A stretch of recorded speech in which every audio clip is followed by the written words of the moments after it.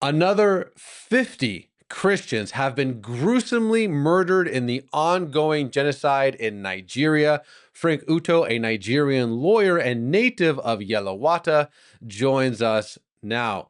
Frank, these 50 that have been killed recently, you were talking with me before we got started about the manner in which they were killed. It wasn't, a bomb or something. This was a gruesome event. Can you tell me how these 50 people died? The way they kill our people is in the most horrific, the most gruesome, the most cruel manner anyone could ever think. It will make even the devil to shiver. Because what they do is that when they come around, you run into your hut, into your house. And then what they do is that they will now, cycle the house with fear. They will lit fire on the house. And then when you are coming out, they will now hack you down with machete. So they're cutting you as if they are cutting a piece of wood. Not as even they are killing a wild animal. You don't even kill a wild animal that way. So they'll bust your brains with machete and you see spillage of brains. I believe you've seen some of these very horrific pictures. They are so graphic. I have hundreds of them in my phone right now. These are my siblings. These are my cousins. These are people I know so well. I know almost 80% of these people.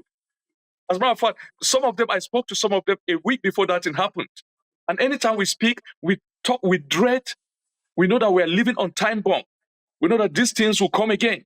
So every time I try to give them an advice, to keep their eyes open. But that was what happened.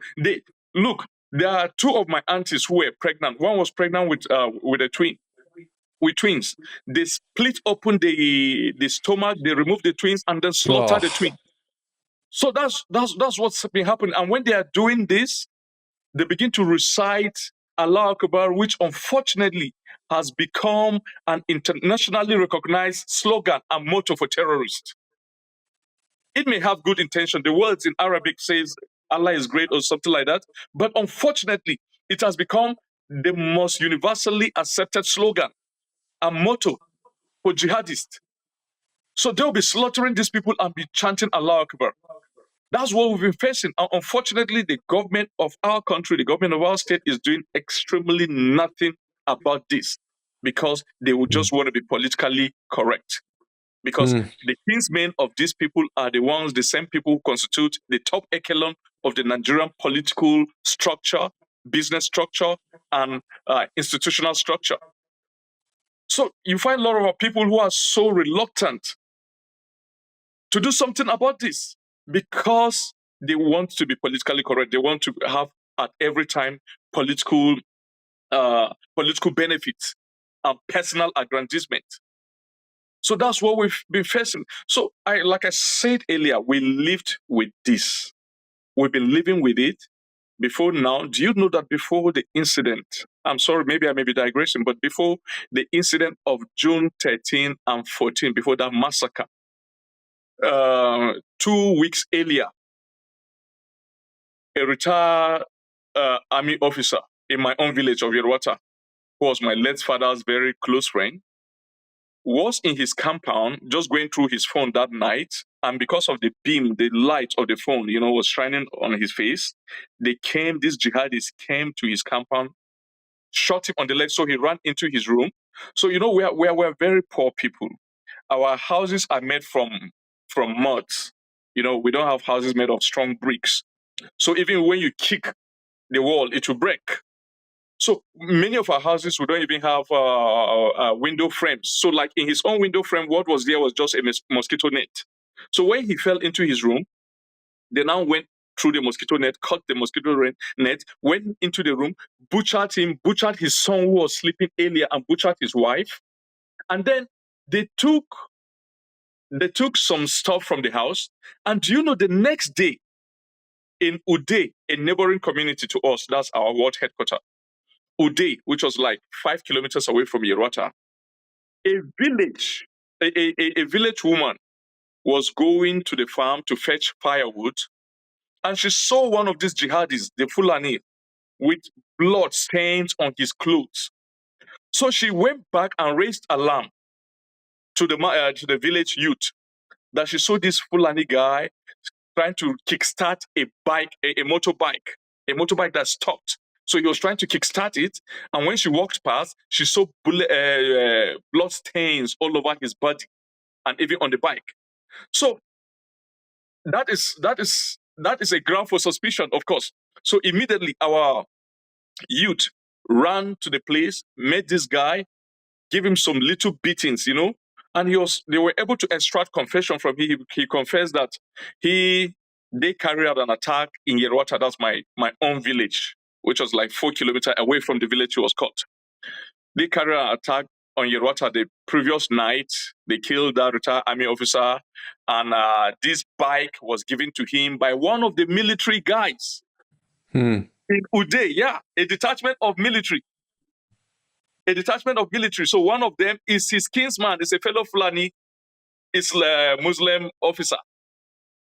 So the youth took the bike with him and went to where the military guys are stationed and accosted that particular military officer. His name is Suleiman, and said, "Look, this is what you've been accused of." So the Suleiman gave a very preposterous kind of excuse by saying he gave out the bike to this guy yesterday because the guy came here and said one of his brothers was bitten by a snake. And so he gave him the bike to take the brother to the hospital. Now you don't know that guy, but you've released your bike to him. Who is that his brother who was bitten by the snake? No one could see that person. Which hospital did he take him to? None. So we reported this to the military top echelon in my state capital in Mokodi, which was also headed by another Fulani. That's how these guys are strategic. By another Fulani officer. And that was how the story died a natural death. So far, nothing has been done about it. And so far, we've even forgotten about it. Wow. Well, Frank, unfortunately, we're going to have you back on because these stories just keep happening. I'm getting really frustrated. I can't imagine how your frustration, just that this happens day after day, week after week, month after month. We just did a story about this a few days ago with Masara about a different incident. This just keeps happening.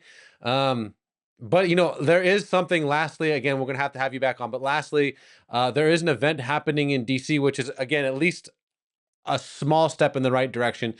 Can you tell us what's happening in DC in closing? Okay, so the groups are the truthnigeria.org and Equipping the Persecuted, organizing a seminar, a meeting on exactly what is happening in Nigeria, with emphasis on what is happening in my place, because this is the place that is trending in the last 1 month. My own village of Yelewata. They went there, they carried out their investigation, they made a documentary.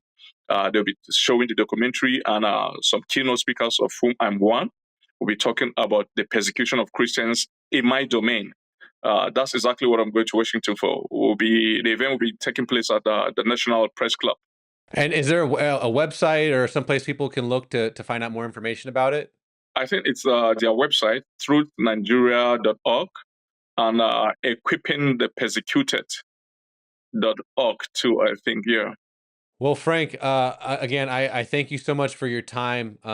Everyone on this that's watching this video, I know I speak for my friend here. We're heartbroken, we're devastated, we're frustrated. But telling the story is the first step. So for now, my friend, God bless you. Thank you very much. And God bless your friends and family in Nigeria, my friend. Amen. Amen. Thank you very much, Raj. God bless you.